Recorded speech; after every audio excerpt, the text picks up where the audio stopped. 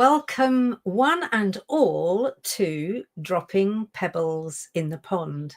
And tech willing, we're live on a variety of different platforms. So wherever you're watching, and whether you're watching live or watching the recording, welcome to this episode of Dropping Pebbles in the Pond.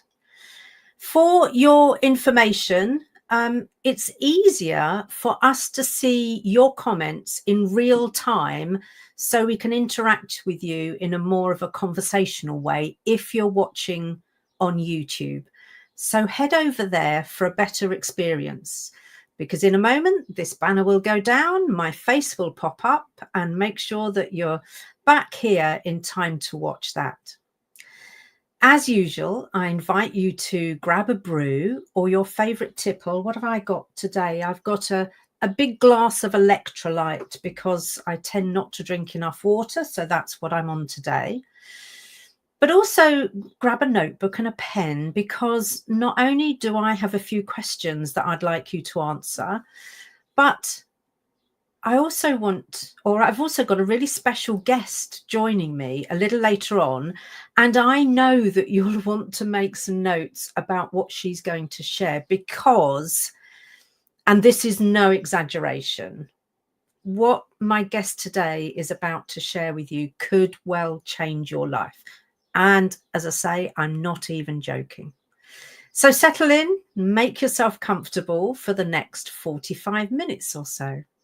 Now, I'm always interested to know where people are joining from. So do let us know where you are, which part of the world you're in. I can see, thank you for doing that again. Story Stitching Studs is live from Melbourne. Welcome, Brad. My dear friend Mary Alice Arthur always says where your feet are currently hitting the ground. And for High Tech Mother, yes, hello. Woke up on time. That's brilliant. And you're joining us from Asia. And August is standing next to Bread and staring at him for stealing my chair. Hi from Melbourne. And I hope the weather is better in Melbourne than it has been in the UK. We've had 27 degrees last week, which was glorious. And it was down to about 12 today with a nasty biting wind. So not too keen on that. We need to see it go back the other way. Anyway, do share where you're joining us from. Pop that in the chat on whichever platform it is. And as I say, if you're joining us from YouTube, we'll be able to see that on real time. And I'll see if we can break our record of 4 continents. Weather is all right. I'm not fussy. Oh, aren't you? I thought you were. I thought you were fussy, and that's why you've got Brad, because he's the pick of the bunch, right? Anyway. As ever, I'm being supported or held together, because that's the reality, behind the scenes by my brilliant team. And they're going to share where you're joining from, any comments and questions as they become relevant, because I don't always remember to look. You'll see me looking occasionally, but often I get so caught up in what I'm talking about that I forget to look. So keep putting where you're joining from, and we'll keep sharing that. Now, for the title of this episode, Owning Your Own Image with Love. Can I just tell you that every now and again, even as I share that title, I feel a little bit sick, because for me, it is still a work in progress. I am still a work in progress. And it's because as a younger person, I was given comments like, I had a face like a welder's bench. And if you don't know what a welder's bench is, look it up. Or I must have been at the back of the queue when it came to looks. And comments like that stayed with me long after they should have. And I think I've probably shared with you before that my early 20s and even into my 30s, I refer to as my insecure years. So here am I, very much older than that now, and coming through that, but still those annoying, diminishing type comments still jump in and kind of rule what it is that, or the perception I have of myself. But as somebody who's run their own business since 1994, even as an introvert, I knew that that meant I should have headshots to go on a website or to go in my LinkedIn profile, and indeed other usable photos. So welcome to this introvert's nightmare, photos that need to be updated, because frankly, just like a dating website, if the photo that you're sharing looks nothing like how you look now, that's trust and credibility straight out of the window. So one of the things I realized is that I needed to have regular photo shoots. And I could just about get through the process, but I couldn't really accept the photos I was presented with. Again, I always felt a little bit sick when I looked at the photos. And this is partly down to a particular psychological phenomenon where my self-image doesn't match with the actual image. And the way I describe it is that when I see a photo or indeed a video of myself, I'm shocked because it's not how I look from behind my eyes. It's not how I imagine I look. And on occasions, it veers scarily close to body dysmorphia, but frankly, it's never gone that far. But something changed for me in 2022, and it wasn't me that changed. It was the fact I booked a session with the most remarkable photographer I have ever worked with. It's somebody who is an energetic and engaging introvert. Not that you would know that when you're in contact with her. And she managed to facilitate two phrases that have really landed even only as recently as today, once in conversation with my guest and once during a supervision session that I was going through. And what she managed to facilitate in me, two things very closely related. My unfolding, and you can see what happens when I talk about unfolding. I stop collapsing in and being contracted, and I literally open up my chest. And to go with that unfolding is the unfurling of my wings. And this photographer somehow has facilitated that and enabled me to have fun and pull funny faces unself-consciously, never heard of before. And I didn't even know that that was part of what I was buying at the time. So that added bonus is the thing that keeps me going back to pose and play in front of her lens time after time after time. I'm just going to comment or notice the comment that we've got here from Story Stitching Studs. So we know that's from Brad. She's more than remarkable. Yes. I can't believe how she makes an introvert show up so confidently, and nor do I. But we're going to find out how today and why it's so important. So the remarkable photographer I'm talking about is the uber talented Brigitta of Nux Photography. I feel blessed now to call her my friend. And to me, she is a true legend in her own lifetime, because if she can do that for me, I know how she'll be able to have you gaze upon and accept your own image with love. So please welcome to this episode of Dropping Pebbles in the Pond, the brilliant Brigitta. Dear. And all of that is true. All of you may want to, yeah, I can see what you're doing, but it's all true. So listen, Brigitta, my magical friend, I've shared a little about you, and what I've said is only just the tip of the iceberg in terms of what it is you're able to do. But before we get into that, please share a little bit about you, so that we can then dig into the deeper questions that have enabled even the most awkward person, me, to be at ease. So tell us just a little bit about you, if you would. Oh, first of all, I can't believe you were just talking about me was that me she was talking about, because right now, because this is live, I am so nervous. My hands are cold. The actress, it hasn't submerged quite yet. So hi everyone. Thank you for joining us. I'm Brigitta Scholz Mastroianni, also called Nux. Nux is my nickname and also the name of my business. And actually, it's my favorite name to be called. I'm a photographer. I'm a branding photographer. I have a bit of talent of doing more than photography for my clients. It started out by me photographing people, but turns out I do a bit more. Like Joanne already explained, it happens so that I have a gift of bringing out confidence in people. But something very important, I'd like to thank you and your wonderful team, magic team behind the scenes, to give me this platform to speak about it, but also it made me dig a bit why I'm doing what I'm doing. I'm doing what am I actually doing and how I do it. Did I find an answer? I'm not sure, but maybe I will find it tonight. Oh, that's brilliant. Thank you.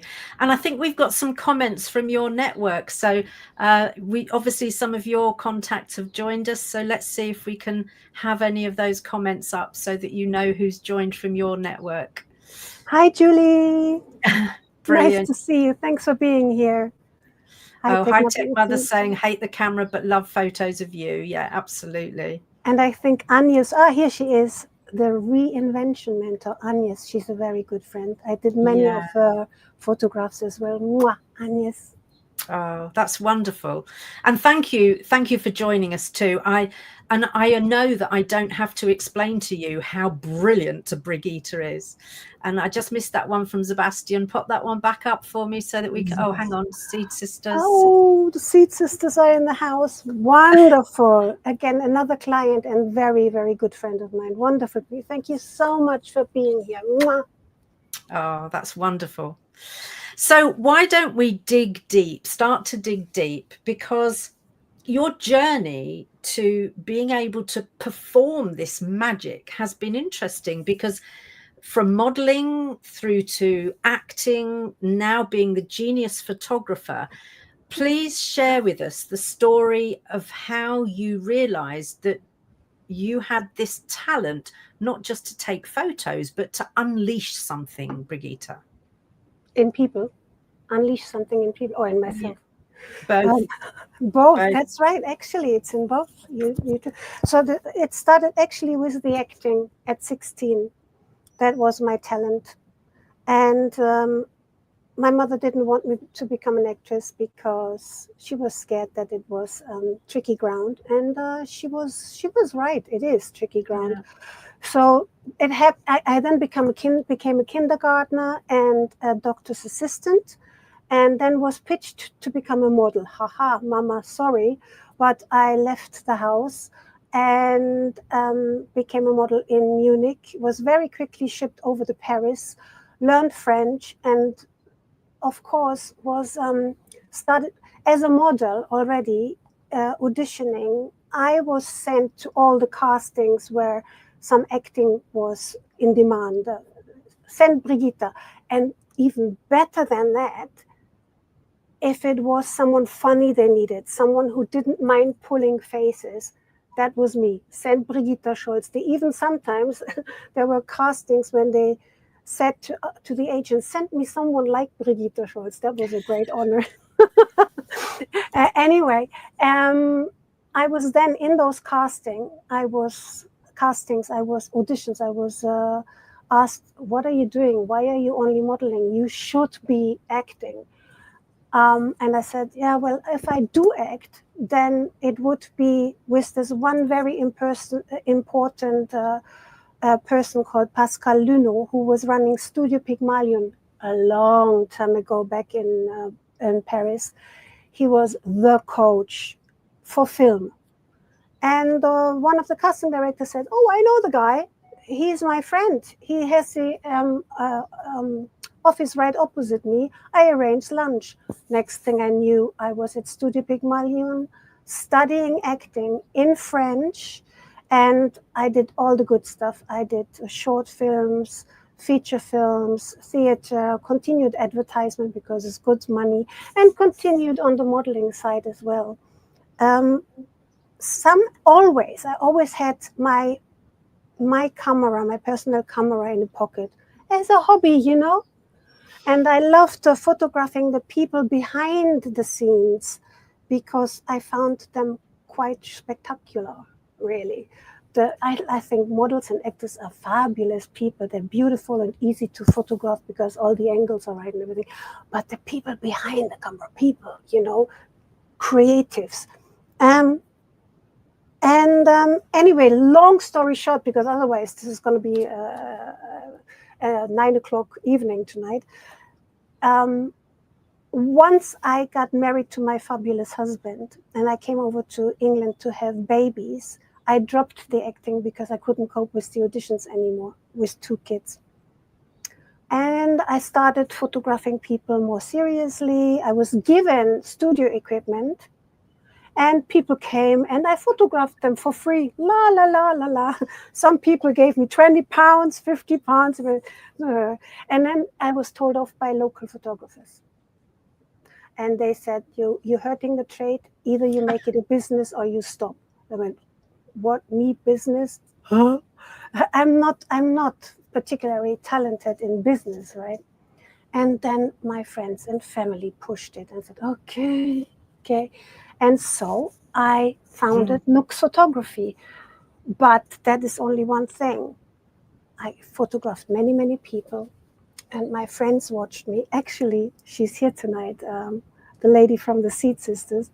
She said, hey, Nux, you don't just take pictures. There's something else to what you do. You do photographic therapy.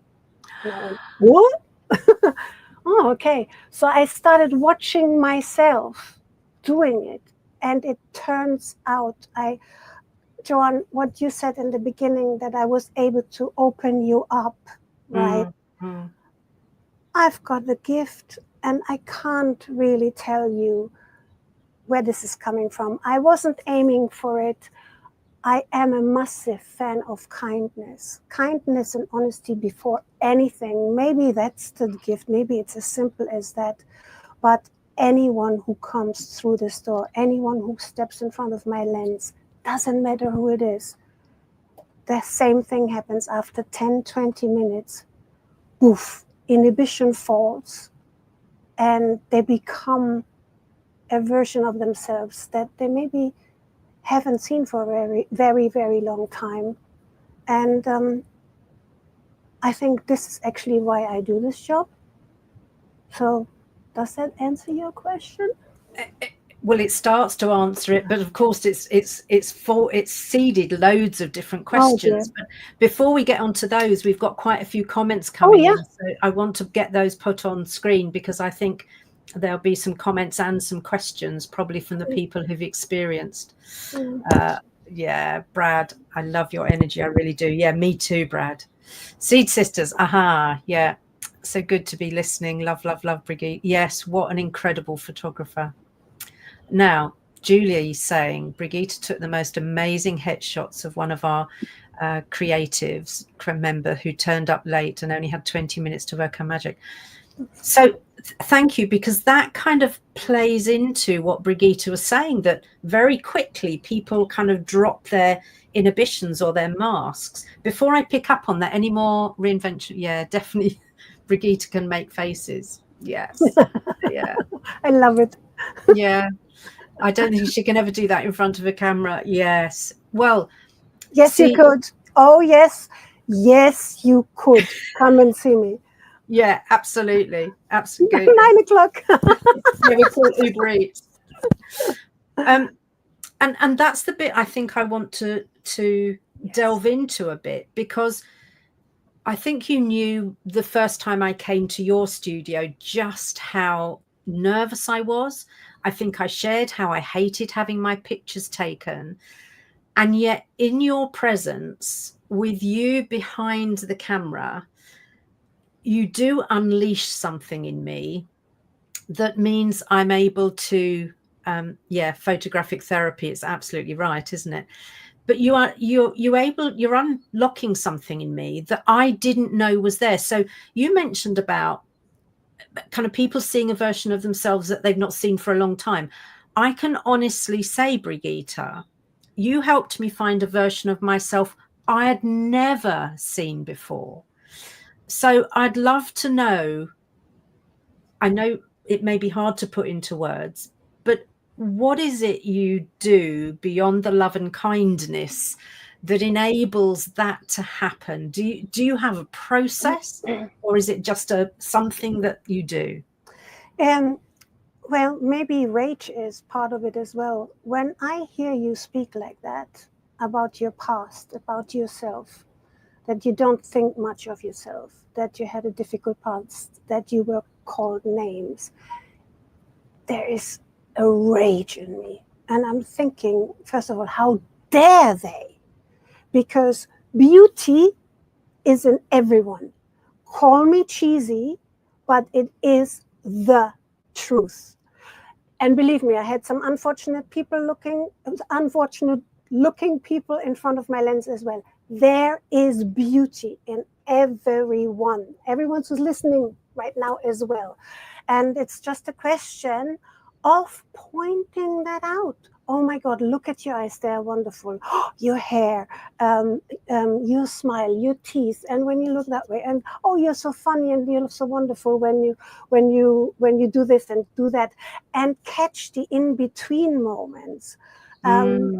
Also, another ingredient, which to me is super vital, is playfulness. And that goes back to literally when you buy husband, sorry, that's literally before you were able to think maybe possible, or when you just started to think, to be aware.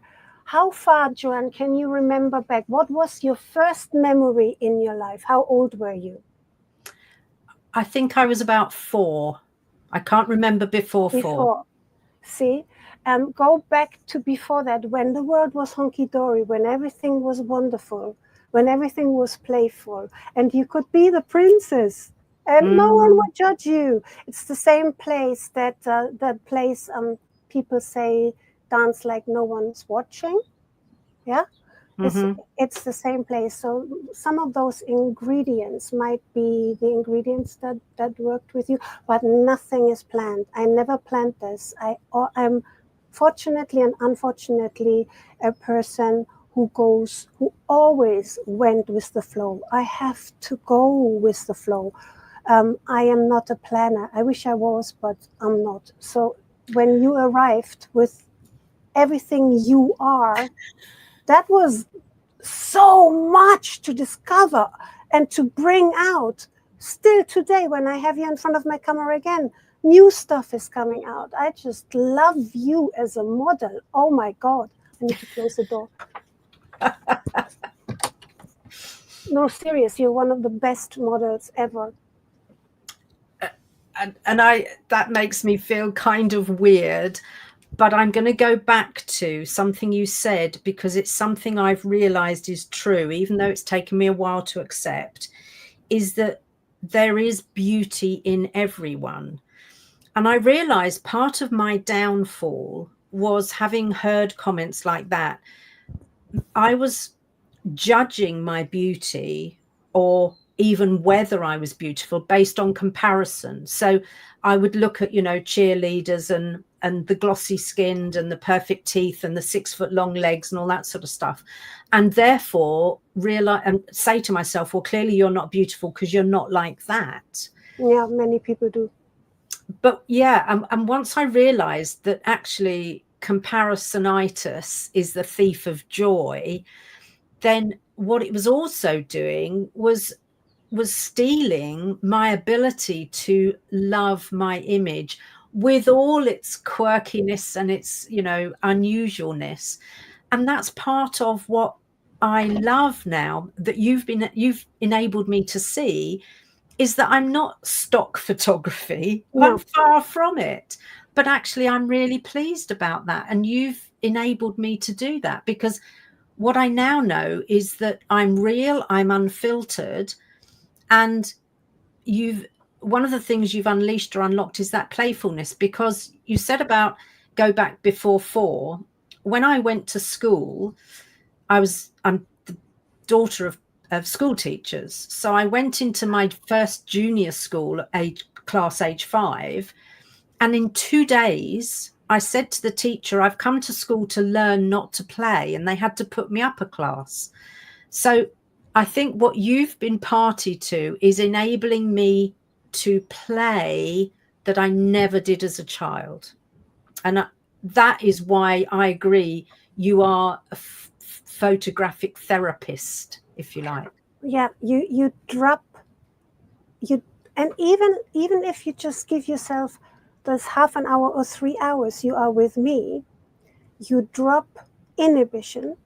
Yeah. You drop conditioning. Everything you thought you should be, the way you should look, poof, gone. And what was the other one, which I find always very important? I always say it at the end of the shoot, because people will receive their photographs, and I know there is a slight chance that they will look at the photographs afterwards and still go, I'm not good enough, oh my God, so super big advice. And I'm doing this with myself. Sorry, I'm making noise. I'm doing this with myself as well. Drop self-judgment. Stop it, because it's a destroyer. We are the worst. You say it's others. No, it's yourself. It's yourself. So drop self-judgment and just try for a little while, because maybe it sticks with you. Try and look at yourself with the eyes of someone who actually loves you, because they will say, oh, you look so beautiful this morning without any makeup on. Oh, try that with yourself. Try it once, and if you're lucky, it sticks. See, I think that is part of the therapy that you provide. We often say to people, speak to yourself like you would a friend you love. But what you've given us is another slant on that now, which is to look at yourself the way you look at somebody you love. And I've written that down because that for me is a missing piece of jigsaw. It was missing for me, and you've helped me find that piece of the jigsaw. So not only can I talk to myself like I love myself, like I would somebody else I love, but I can look at myself now. I can gaze upon my image the way I would gaze upon anybody that I love, be it a child. God, and there is, pardon me, I interrupted, but there's so much in you. You've got the brilliance, all this intelligence in you, and you're funny. All of it is here. You can see it all. I mean, who would say you're an ugly person? That's just not happening, John.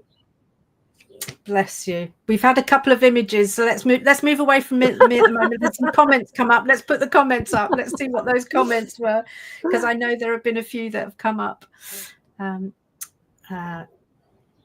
Yeah, that is therapy. You're right, and it's leadership that enables self-leadership. So it's leadership from Brigitta that then enables and unlocks self-leadership. So that is beautiful. Thank you. It's coming from your love. Yeah.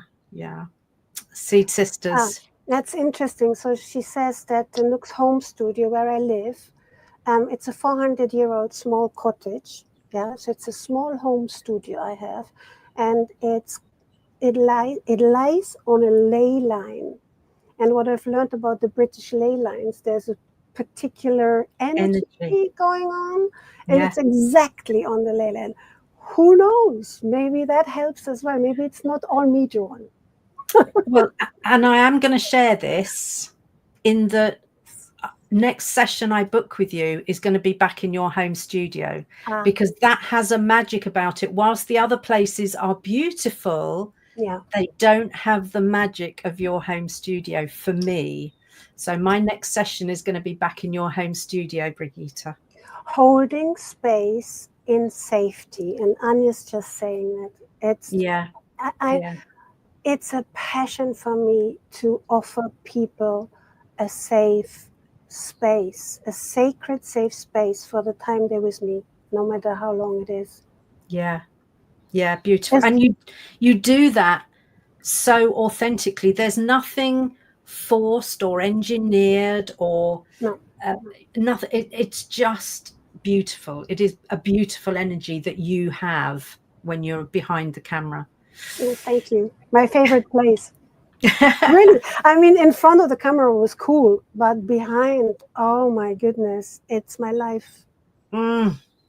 So what I'm now going to do is see if I can tease out once, however long it's taken, whether it's 10 minutes, whether it's 20 minutes, whatever it is, what difference do you notice when you see people relax or lower their guard or whatever? What do you spot in them, Brigitta?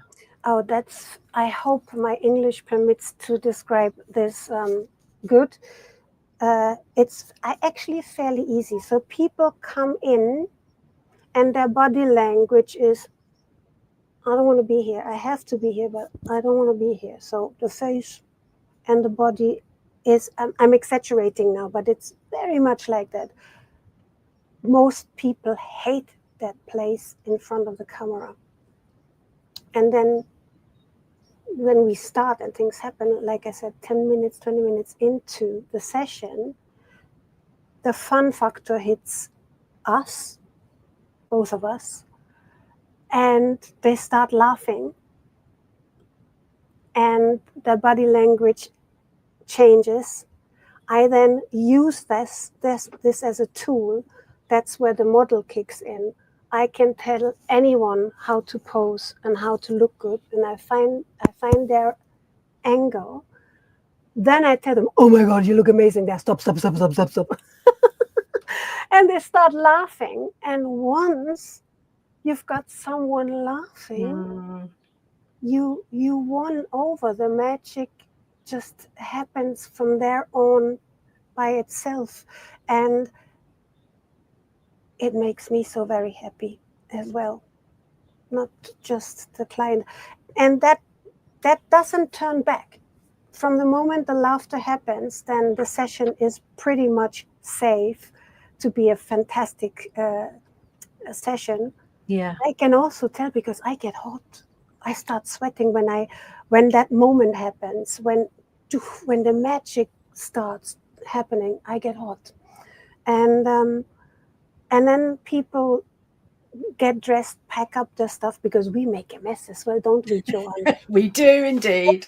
Kind of in order, and then people come in, and within 20 minutes, poof, everything.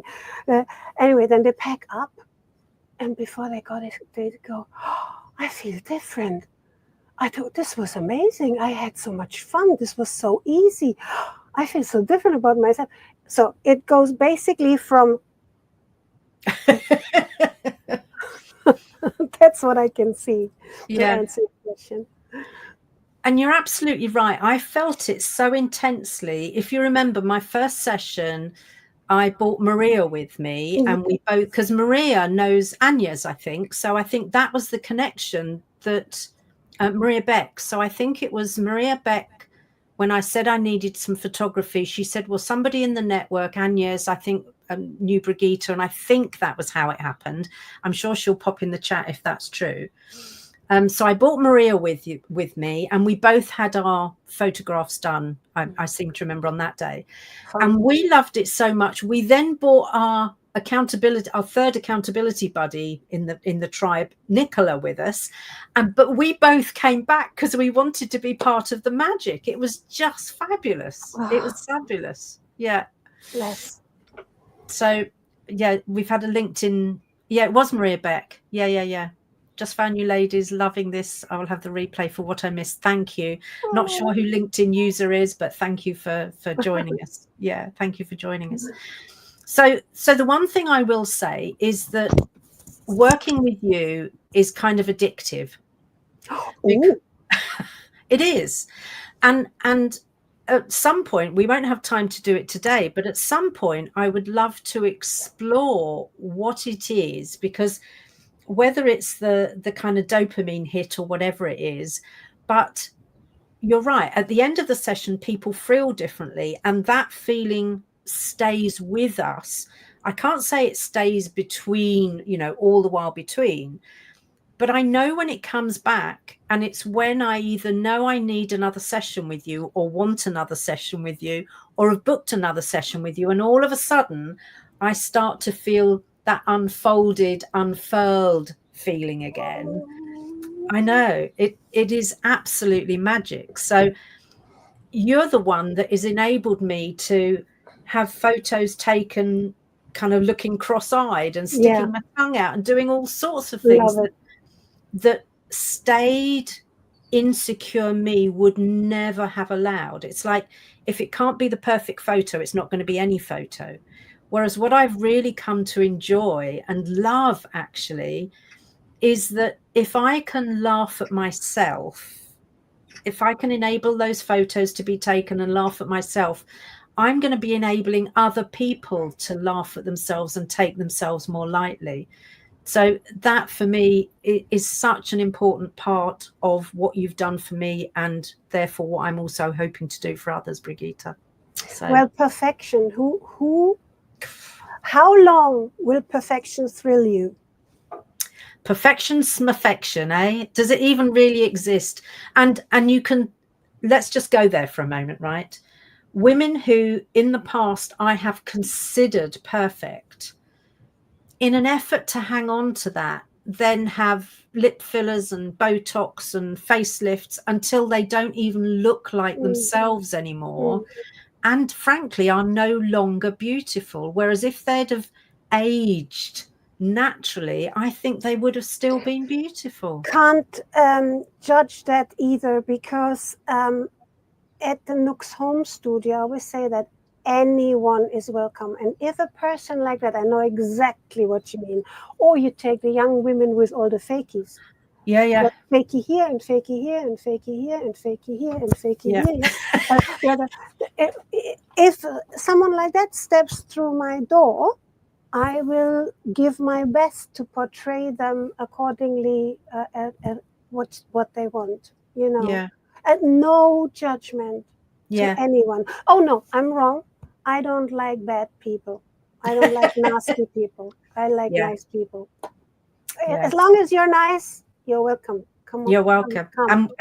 Very soon we're going to give people a way to find out more about you, how they can get hold of you. But for now, Brigitta, I think it's time we would start to think about what today's pebble is. So we're going to take a slight pause in proceedings whilst I focus on, I mean, let's face it, the show is called Dropping Pebbles in the Pond. I can't not drop a pebble, right? So the pebble that I'm dropping today, and I always hope it is significant, is that whilst we may be introverts, and some of the introverts like me dislike images of ourselves for whatever reason, and maybe even dislike the process of capturing them. But if we can't let down our guard and love ourselves in all of our uniqueness, honestly, we're unlikely to flourish. We can be successful, we can make progress, we can do all sorts of wonderful things. But until I can look at myself with the loving gaze that I would look at a lover with, or a newborn child, or in my case, a kitten or whatever, and until I can talk to myself with the same loving words that I would use to somebody very dear to me, then I'm not going to be the most fully expressed version of myself. So the pebble reminds us not to stay in the shadows, because the more of us who own who we are authentically, warts and all, there, as Brigitta's reminded us, there is always something beautiful about every person. So the more of us who are able to own who we are, the more we'll be encouraging others to do the same, because we're modeling that, flaws and all, because we're uniquely rather than classically beautiful in some cases. So there's my pebble, Brigitta, and I'd love just to have your quick view on that particular pebble that I've dropped. Well, you said it so very well. Imagine a world in where you do not love yourself, right? And you walk through the world masking, and you're wearing a beautiful mask. It might be a gorgeous mask, whatever mask it is. Oh my God, the effort. And yes, you will have people follow you and say, yeah, she's cool, she's beautiful. But, pardon me, if you start to love yourself the way you truly are,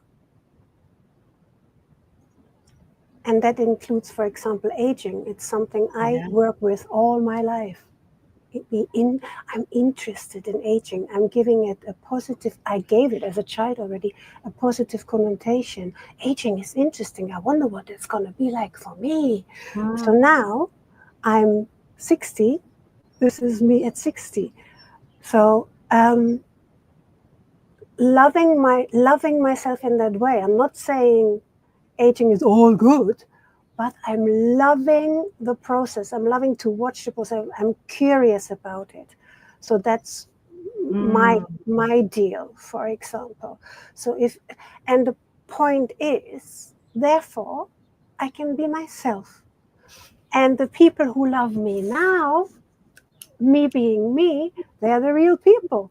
They're the people who are going to stick with you for a long time, or hopefully forever. They're the people you want in your orbit, because the energy you created there and here is a positive energy. It's a progressive, peaceful, kind energy. And I guess, therefore,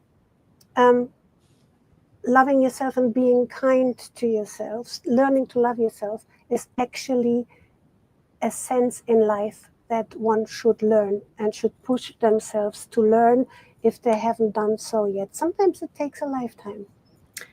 It does. And I'll say it again towards the end of this show, you know, we're all work in progress. And I still have those little moments of looking at something and then having to remind myself. So you're right. Sometimes it takes longer, and sometimes we have to relearn the lessons.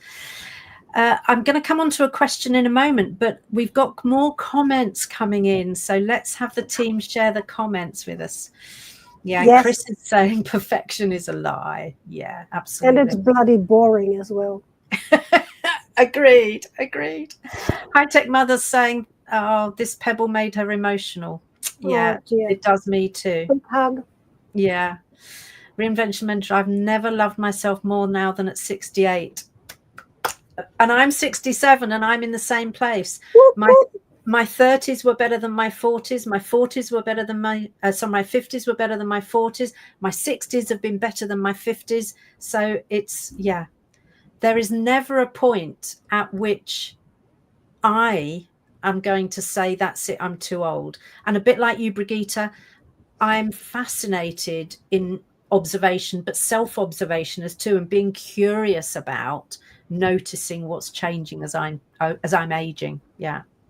So the question that I have to ask for everyone in the audience is, what is it costing you to hide your light and disown your image, to reject your image? And the cost may be in terms of your career, maybe in terms of your happiness, maybe in terms of your family.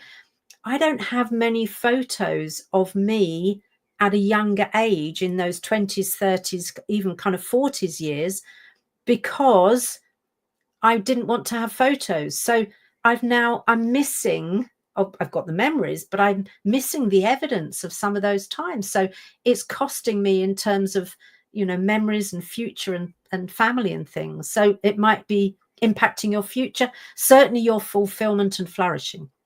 And I could go on, that list goes on, but I do want you to think about what it might be costing you not to gaze on your image with love and own it. And I'm going to ask Brigitta the same thing as well, in terms of, if there's a cost to not owning with your own self-image with love, what do you think the cost would be?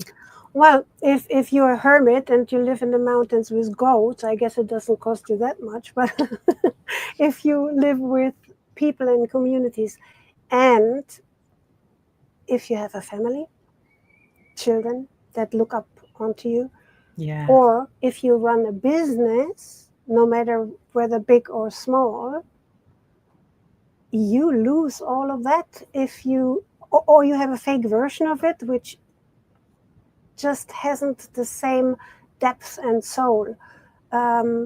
If you don't love yourself, I would say. Well, very well said, Brigitta. Very well. Now, this has been, we're sneaking up on time, I know, and this has been for me one of the most, thank you, Julie, great chat, ladies, one of the most powerful episodes that I've I mean, they're all powerful in their own way, but this particularly for a number of reasons. And I know that the audience will be going to be keen to know how they can find out more about you, and maybe how to work with you either virtually or in your studio or in one of your fabulous locations. And we are going to share a QR code that people can scan. But just for a moment, Brigitta, tell people how they can get hold of you. Oops. So mainly on Instagram, LinkedIn, and a little bit on Facebook. I do TikTok, but I don't take it serious. So I don't have many followers. I just like the editing tools in it. That's where you can find me. It's Nooks Photography. Perfect. And I think you have a special offer for people, don't you? Well, yeah, there are two things. So for one, people who have been listening tonight, if you're interested in working with me for anything, big or small projects, I would love to give you 10% off. And also Joanne had a fabulous idea. She said, Nooks prepare for a shoot sheet. I haven't given it a title yet. I threw it together this afternoon, but it's not finished. If anyone wants a shoot preparation sheet from Nooks, let me know, get in touch, and I send it to you. Oh, that's brilliant. And one of the things that I think surprised Brigitta when I first showed up is that I turned up with a list of something like 80 emotions that I wanted her to capture. And of course, I didn't know at the time that Brigitta had been an actress. So when I presented this list of emotions, of course, Brigitta knew exactly how to bring that out of me. So I thought at the time I was going to use them for Facebook ads. They haven't been used for that. They've just been used for regular posts. But you know what? I blooming love them. So seriously, this is really about finding how to be kind to yourself, to talk about yourself and gaze upon your image with love. And loving yourself is not a sin, because it's something that is, for me, essential if what we're going to do is be good role models for other generations and other people around us. And it's not about comparing ourselves with others. It's about, it's incomparable, actually. It's about being who we are. So I'd love for people to pop in the chat, maybe the most important thing they're taking away from the conversation. And obviously, you'll be able to scan the code that's coming up in a moment. Yeah, loving yourself is vital. And remember, we're all work in progress. So with that said, Brigitta, thank you, my precious, precious friend. This has been an absolute joy, and I'll be coming to see you again soon. And wait for the outro, people, because that's where the QR code's going to be. Last word from you, Brigitta. Well, thank you to you and the mysterious and wonderful team. Thank you so much for having me. And goodbye to everyone. If you need a little push with finding that self-love, you know where to find me now. Mwah! Fabulous. Thank you, Brigitta. Ciao, ciao. So that's all for this evening. And do make sure that you pop in the comments if you watch on replay, and just let us know what really landed powerfully for you. But with that said, I'm going to sign off for the evening and leave you to Brigitta's QR code so that you can go and find her. That's all. Farewell. Sleep well.